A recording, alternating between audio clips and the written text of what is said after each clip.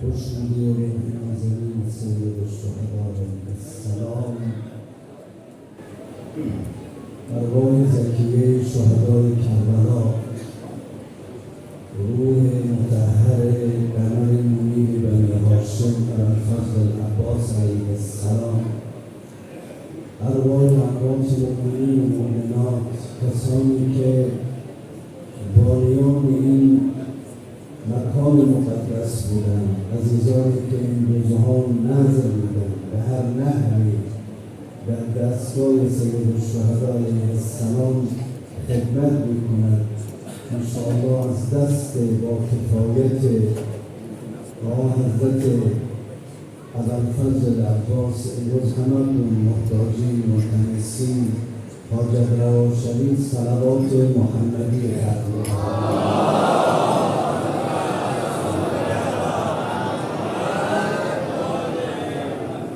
الحمد لله والصلاة والسلام على رسول الله وعلى آله الله، لا سيما مولانا بقية الله. رب اشرح لي صدري ويسر لي أمري واحلل عقدة من لساني يفقهوا قولي. طلب استغفار میکنم از خدای باری متعال برای نفس اماره خودم و همه شما مؤمنین، ام از خواهران و برادران گرامی می‌داریم روز تاسوعای حسینی را که متعلق است به باب الحوائج ابوالفضل العباس علیه السلام. انشاءالله به آبروی ابوالفضل العباس که باب الحوائج الله است، امروز همتون حجت روا شوید، کسی از مجلسمون دست خالی بر نگردد. ما در جلسات قبل عزیزان اگر یادشون مانده باشد بحثمون راجع به این بود که انسان هر کار خیلی انجام میدهد، این کار خیر سبب می شود که انسان نورانی شود. شما نماز شب بخوانی نورانی میشید، مکه بری نورانی میشوید، کربلا بری نورانی میشوید. اما اونی که مهم هست راه حفظ این نورانیت است. آدم چه کار کند که تا آخر عمرش بتواند این نورانیت را حفظ کند، با خودش در قیامت ببرد، ذخیره برای او شود. این مهمه. ما در دو جلسه قبلی دو تا عامل رو براتون بیان کردیم که اگر اینا رو مراعات کنید این نورانیت رو به عنوان یک ذخیره و سرمایه برای خودتون در عالم قیامت میبرید. عامل سومش امروز براتون بیان میکنم. فرمودن یکی از عواملی که سبب میشود انسان بتواند اون معنویت و اون نورانیت رو با خودش داشته باشد، انتخاب رفیق خوب است. رفیق خوب دین و دنیای انسان رو ضمانت می‌کند.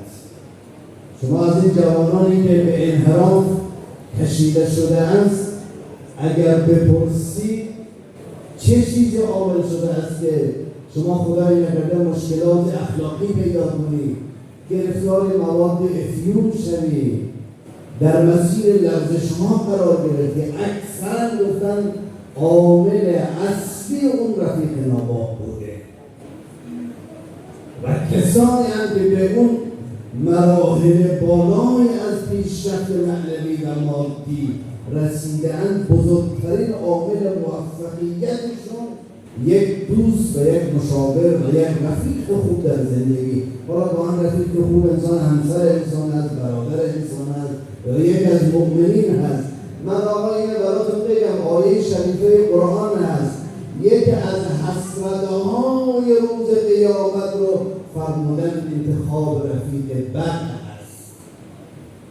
آدم در روز قیامت آیه شریفه قرآن است، بسم الله الرحمن الرحیم، یا ویلتا لیتنی لم یتخذ فلانا خلیلا. کاش من در دنیا با اون آدم دوست نمی بودم، اون من اونو حرف کرد. اما اگر رفیق خوب داشته باشی و دستتو میگیره میاره در مجلس ابو عبدالله، میگه بره با هم اینجا شرکت کنیم، تشویقت میکنه بگه بیا بریم با هم کربلا، تشویقت میکنه که به نماز جماعت شرکت کنی. مواظبن هست که پای در این چاره‌های گناه و معصیت که شیطان برای مؤمنین حفر کرده‌اند پاهای اونجا نلغزن. خیلی اثر داره در دل. آی خواهران من اگر صدای منو میشنوید، آی پدرها، آی مادرها، مواظب انتخاب رفیق بچه‌هایتون باشید. و دوران قدیم نمانده، یه دختر خانم موبایل در جیبش هست، معلوم نیست در اون اتاق خلوتش با چه کسی ارتباط برقرار کرده. دیگه الان عالم محرمیت نمانده، شما با همین دستگاه در اون سر عالم میتوانی ارتباط برقرار کنی. بشناسید رفیق جوانانتون رو، ببینید با چی کسی رفت آمد میکنه، این جوان چرا نصف شب خانه می آید، این دختر جوان ما با چه کسی ارتباط داره. حالا اینجا خوبه باز کشورهای اسلامی، عده‌ای در کشورهای غیر اسلامی زندگی می‌کند، اونجا کسی جرأت ندارد انسان به خانوم خودش، به دختر خودش، به فرزند خودش امر نهی کند. ما بیشترین انحرافاتی که حتی برای دختران جوان ما متاسفانه پیدا می‌شود از دست رفیق بد هست. مواظب باشید، نگذارید با هر کسی رفت و آمد کنند. ببین نیمه‌های شب با چه کسی در تماس است، به جای اینکه او با خدایش، با خالقش راز و نیاز کند، معلوم نیست در بستر گناه و در دام توطئه‌ای چه کسی گرفتار شده است. وجود نازنین امیرالمؤمنین علی علیه السلام یک شاعری دارد. این آدم اونقدر به امیرالمؤمنین احترام داشت که تمام احادیث و روایات امیرالمؤمنین رو به نظم در آورده بود. روز اول ماه رمضان آمد دید که یک از رفیقان قدیمی‌اش در راهش رو گفت فلانی کجا میری؟ گفت میرم مسجد که خطبه های امیرالمؤمنین رو گوش بدم. جوان را دقت میکنیم؟ حواست با من هست؟ گفت نمیخواد بریم بابا، هر روز حالا فردا برو، چه اشکال داره؟ دیدید بعضی جوان‌ها تا شما نیت داری بخوای پای من بربنشینی، میگه بابا یا خدا در حرفای تکراری زیاد میزنه، نرو بریم یک چند دقیقه با هم تفریح کنیم، چکر بزنیم. خود نه حالا امروز نرو پای خطبه امیرالمؤمنین، بیا در خانه من مهمان من باش. رأیش و گردان نگذاشت بیاید پای خطبه های امیرالمؤمنین بنشیند. برد وارد خانه‌اش کرد، گفت حالا که اینجا آمدی من یک دونه بره خیلی خوب رو کباب کردم و این بره رو با هم نوشیدن کنید و خدا لعنتت کنه. روز اول ماه رمضان منه که نگذاشتی برم خطبه های علی رو گوش کنم، حالا روزه رو بشکنم. و بابا جوانی، حالا بعدا قضاشو میگیری، بعدا توبه میکنی، یک روزه فقط، یک روزه. کباب بربر و گوسفند سالم را آوردن زدن. وقتی خوب سر عیش آمد گفت یک شرابی پیدا کردم، چند سال اونو در خمره گذاشتم، شراب عربی کهنه بعد از کباب میچسبد. جرعه آب گفت من نمیخوام، یک روزه، فردا برو توبه کن. در خانه امیرالمؤمنین میبینیم جوان‌ها دیدید بعضی‌هاشون میگه حالا امروز گناه میکنیم، عیب نداره، امیرالمؤمنین شیعه و هستن، گناهان ما رو میبخشن. شراب عربی رو که خورد مست کردن، شروع کردن به عربده کشیدن. صدای اعتراض همسایه ها بلند شد، به امیرالمؤمنین علیه السلام خبر دادن، مأمور فرستاد، حضرت امیرالمؤمنین گفت شلاق میزنن. یا ابوالحسن من دوست شمایم، من تمام خطبه های شما رو به شعر در آوردم، دوستت رو شلاق میزنی؟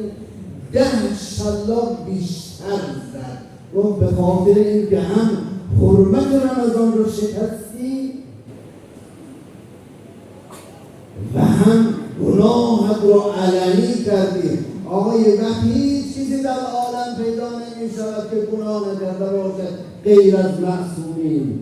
اما بترسید از گناهانی که قبحش شکسته شود، بترسید از گناهانی که بعضا پایه‌گذار بعضی از بدعت‌ها، همونطوری که عزیز دل مزای اهل‌بیت حضرت آقای هاشمی اشاره کردند، بدعت می‌گذارد در جامعه، قبح گناه رو در جامعه می‌رسد. اینا خطرناکه. من اخیراً مشاهده کردم بعضی از اقوام، از منظورم شخص خاصی نیست، اخیراً بعضی از عروسی‌هایی که در شهر کویت پاکستان برگزار می‌شود، اون صدای دانس و آواز و طبل و رقصشون رو اینا رو در فضای مجازی گذاشتن. هر کسی که در هر زمانی اگر این گناه رو ببینه، در پای اون عامل این کار گناه نوشته می‌شود ولو سالها بعد به عنوان یک بدعت. آقا شما فرزند زهرای مرضیه‌ای، اون مادری که در لحظات آخر عمرش به امیرالمؤمنین فرمود علی جان سلام منو به فرزندانم الی یوم القیامه برسانید. اشارهش به شما هاست. عیب نیست که فرزند علی و زهرا بدعت‌هایش رو در فضای مجازی پخش و نشر کند. حالا همچی گرفته شادی کردیم، نباید نشر کاذب کنیم.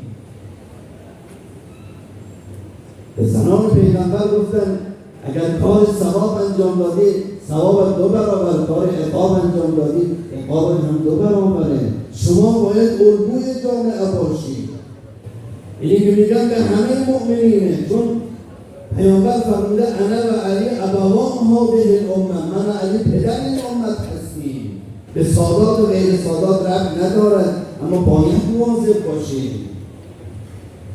این یک عاملی که سبب می شود انسان نورانیتی که در زندگانیش پیدا می شود این نورانیت رو تا آخر عمرش حفظ کند. دومین عامل این است که انسان یقین داشته باشد به امام خودش. من در یک شب کردم شما به یک دکتر متخصص مراجعه میکنید، این دکتر میگه مغز شما مشکل دارد، پیچیده‌ترین عمل رو سر انسان رو باز میکنن، اعصاب و مغز انسان رو جراحی میکنن، ساعتها انسان رو بیهوش میکنن. ما به این طبیبی که اگر این خدایی نکرده کوچکترین لغزش انسانی دستش برزد برای اول انسان رو به کام مرگ میفرستد یا فلج میکنن. ما به اون عقیده رو داریم، اعتماد رو داریم، در حالی بود سبب از شفا کسی دیگر میدهند. اما به خدای علی اعلی، به امام زمانمون این باور رو نداریم. به بعضی از دوستان میگن چرا نمیگن کربلا؟ تمام رفتن کربلا رو داریم. روایتی داریم بعضی از ائمه ما اونقدر تاکید کردن که فرمودن واجب است اگر کسی تمام رفتن کربلا دارد بره. میگه من بچه‌مو داماد نکردم، مشکلات دیگر داره، بگذار اول اونا رو حل کنه بعد برم کربلا. بابا امام معصومه، حجت خداست، ولی خداست. با خیال میکنه امام زمان رفته شمشیر به دست گرفته پشت پرده غیبت هست و از حال شیعیانش خبر ندارد. نه عزیز من، امام زمان و به یمنهی روز کربلا قطره باران اگر میآید به برکت وجود نازنین ولی خداست. ما اگر روزی میخوریم به خاطر یمن وجود ولی خداست. هفته‌ای 2 بار پرونده های من شما عرضه می شود به محضر امام زمان. در شب لیلة القدر آقا این امضا میکنه بیخبر از حال شیعیانش نیست. این کسی آمد محضر مبارک امام رضا علیه السلام با خودش اینجوری نیت کرد، گفت از امام رضا پیراهنش رو تقاضا کنم که وقتی مردن اونو به عنوان کفن ازش استفاده کنم. دختری دارم که بختش باز نمی شود، یک انگشتری هم از حضرت تقاضا کنم که این انگشتر رو هم به من بدهد. مقدار قرض دارم، یک 30 دیناری هم از امام رضا تقاضا کنم. وقتی آمد محضر امام رضا علیه السلام، اونقدر عشق امام در دلش روشن شد و اباحت امام اجازه نداد، یادش رفت که تقاضاهایش را به امام بگوید. در خانه نیت کرده بود، اما اینجا وقتی محضر امام آمد یادش کرد. لحظه رفتن امام فرمود فلانی مگه پیراهن نمیخواستی من برایت بدم؟ حضرت همون صدقه سرت شدم. چرا؟ شما از کجا خبر دارید؟ گفت این پیراهن رو ببر به عنوان کفنی استفاده کن. انگشتر هم میخواستی، این انگشتر رو ببر به دخترت بده. این 30 دینار رو هم بابت طلبت بده. آقا جان یا رسول الله مولای من اینا رو فراموش کرده بودم. گفت درسته تو فراموش کردی، اما ما حال شیعیانمون رو فراموش نمی کنیم. ما از قلبهای اونا آگاهیم. به والله قسم هر کسی که به نیت قربت الله در این مجلس بیاید، لحظه عمرش و زندگانیش در دستگاه سید الشهدا علیه السلام ثبت می‌شود. تاجر مسیحی برای تجارت رفته بود کربلا همراه رفقای مسلمان خودش. شیعیان همه رفتن حرم مطهر، اینو تعارف کردن که شما نمیایی بری حرم. گفت من با حسین به شما کاری ندارم، هوا گرم اصلا میخوابم، خستم. دیگران رفتن حرم، این تاجر مسیحی در هتل خوابید. خوابش بود، یه وقت دید که یک آقای نورانی آمد و یک جوان نورانی دیگر لیست به دست گرفته اسامی را می نویسد. فرمود علی اکبرم اسامی همه زوارای منو بنویس که شفاعتش کنم. عرض کرد بابا جان همه رو نوشتم، لیست آورد محضر ابا عبدالله که حضرت امضا کنن. یه صلوات کنید.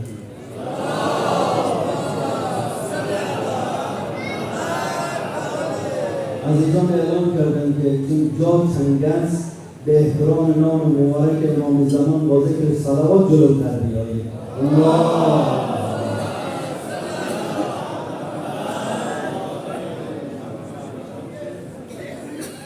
خدا انشاءالله که شما رو در دنیا و آخرت با امام حسین محشور کنند. سر صفحه امام حسین همتون مهمان شوید. صلوات دوم رو جری‌تر ختم کنید.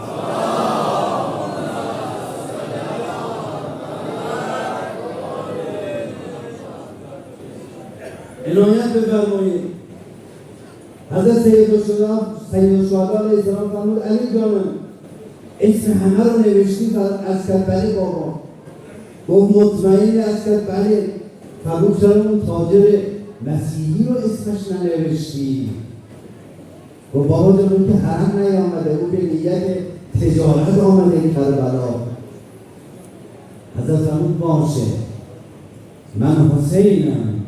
هر کسی وارد شهر کربلا یا حسینم شود، بر من حسین واجب است که او را شفاعتش کنم.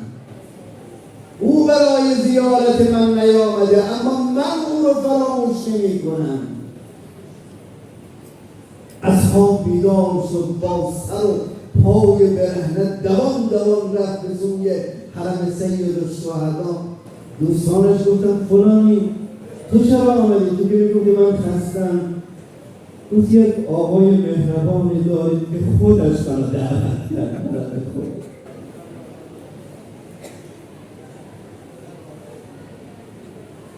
آقا امام زمان همتون خبر داره، میداند چی مریضه، میداند که گنهکاره، میداند چه کسی حاجتمنده. گاهی وقتا هم که دیر حاجت میده برای این است که ما بریم در خانه‌اش. شما را اگر روز اول امام حسین حاجت رو بده شاید دیگه نری. اگر مریض روز اول شما بده شاید دیگه نری در خانه‌اش. حسین میگه من دوست دارم هر روز بیایی در خانه من. دومین عاملی که سبب می شود انسان بتواند این نورانیتش را حفظ کند این است که انسان به امام خودش، به ولی خدا و حجت خدا یقین داشته باشد که همه برنامه‌های ما تحت نظر ولی خدا قرار دارد. من چون روز تاسوعاست میخواستم چند جمله از حضرت ابوالفضل عباس علیه السلام بگم که متعلق به باب الحوائج هست. ظاهرا وقتم تمام شده، اما اجازه بدید یک جمله برای اینکه دنگ به گردنم نباشد از حضرت عباس علیه السلام بگم. ببین مقام ابوالفضل به کجا رسیده، خدا چه عظمتی به این بزرگوار عنایت کرده است. نقل است که صبح روز تاسوعا حضرت نیزه به دست گرفته بود، سرش رو روی دستش به نیزه تکیه داده بود. یک مرتبه سراسیمه بلند شد. زینب آمد برادر جان چرا سراسیمه بلند شدی؟ فرمود الان جد رسول خدا را در عالم خواب دیدم، به من گفت حسین جان زودتر بیا، من منتظرت هستم، زودتر بیا. عباسش رو طلب کرد. میدونی به عباس چی میگه؟ یا عباس ارکب بنفسی انت یا اخی. عباس جان سوار بر اسبت بشو، الهی حسین به فدات بشه. امام معصوم داره به غیر معصوم میگه عباس الهی من به فدات بشم. این مقام ابوالفضل عباسه. بعد می‌فرماید که برو در نزد اونها ازش امشب رو مهلت بگیر، یعنی بنا بود جنگ در روز تاسوعا آغاز شود، اما فرمود امروز رو مهلت بگیر. چرا؟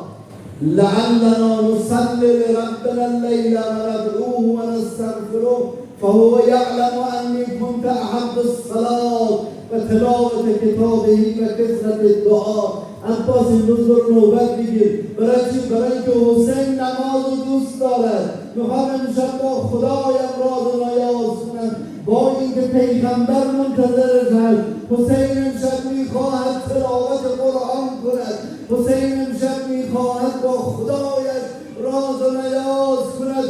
ای جوانی که نمازت در ایام عاشورا ترک میشود، قضایش رو نمیخوانی، میایی در مجلس امام حسین مینشینی، به والله پا روز خون حسین گذاشتی. امروز امام جماعت مسجد میگو همه در عزاداری ما میآید، اما وقت نماز جماعت که برگزار میشود خیلی ها متفرق میشود. حسین به خاطر اقامه نماز علی اکبر شد داده. حسین به خاطر تلاوت قرآن علی اکبر شد داده. آخرین باری که قرآن خوانده جانم خیلی بوده. چند روز پیش قرآن خواندیم. ما یک سفر در مدینه منوره داخل حرم پیغمبر بودیم. یا حاجی آمد حالا اینجا میشه قرآن خواند. گفتم اینجا که پیغمبر رفتن قرآن بر اون نازل شده، جای تلاوت قرآنه. میخوای نورانی بشه حداقل توصیه که فرمودن گفتن روز 51 آیه از قرآن بخوانیم. چقدر با قرآن معنوسی. خب عرضم تمام.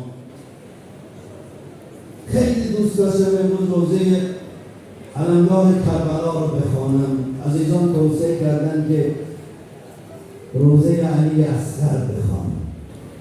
باب الحوائج 6 ماه هست، دستان کوچک دارد. اما این دستان کوچک گره های بزرگ از زندگانی باز می کنند. علما مراجع آمدن محضر حضرت علی اصغر زانو زدن. اجازه میدید یک جمله بگم تا جگرتون بمانند خود سید الشهدا آتش بگیرد. این فی قتل الحسین، ما باید در ایام عاشورا اون حرارت آتش کربلا در دلمون روشن باشد. من هر مرتبه اینو مرور کردم خدا میداند حال عجیب پیدا کردم. شب 11 آمدن به اسرای کربلا یک جرعه آب دادن که اینا از تشنگی هلاکشون نشه. یک مقدار آب به رباب مادر علی اصغر هم دادن. یه وقت دیدن صدای گریه رباب بلند شد. زینب فرمود رباب چرا بی‌تابی میکنید؟ مگه امام ما چه دستور داده بود؟ از که اما جان دعا کن رباب بمیرد و زنده نباشد. چرا؟ گفت صبح عاشورا شیر در سینه‌ام خشکیده بود. میخواستم علیم رو شیر بدم، شیر نداشتم، آب نداشتم. این بچه هم به مانند گل پژمرده بود، حتی گردنش رو نمیتوانست راست بگیرد. میگه الان که آب خوردم به من حس کردم شیر در سینه‌ام جریان پیدا کرده. به یاد لب تشنه علی اصغرم افتادم.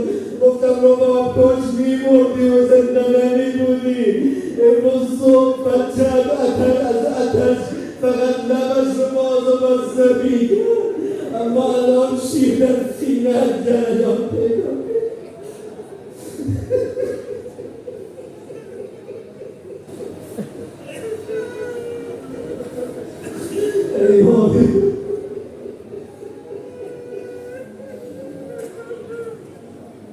آخرین فدایی ابا عبدالله، آخرین قربانی ابا عبدالله علی اصغر است. وقتی از میدان برگشت مادر منتظرش بود. فرزندم سیراب می آید، اما حسین راضی میگه دیدم یک قدم عقب میگذارد، یک قدم جلو میگذارد، خجالت میکشد از روی مادرش. لا اله الا الله نقل کردن همونجا میخواستن دفنش کنن. یه وقت دیدم یه صدای بلند شد مولای من یک لحظه صبر کن، میخوام آخرین لحظه صورت علی اصغرم را ببینم. یا الله به احترام باب الحوائج علی اصغر همتون بلند بشین و آقا را صدا بزنید انشاءالله به آبروی باب الحوائج به حق شیرخوار کربلا. امشب همتون امروز همتون از دست کوچه ابوالفضل العباس حاجت بگیرید. جزاکم الله خیرا ولا رحمة الله على القوم الظالمين وسيعلم الذين ظلموا أي منقلب ينقلبون. بفرمایید بنشینید.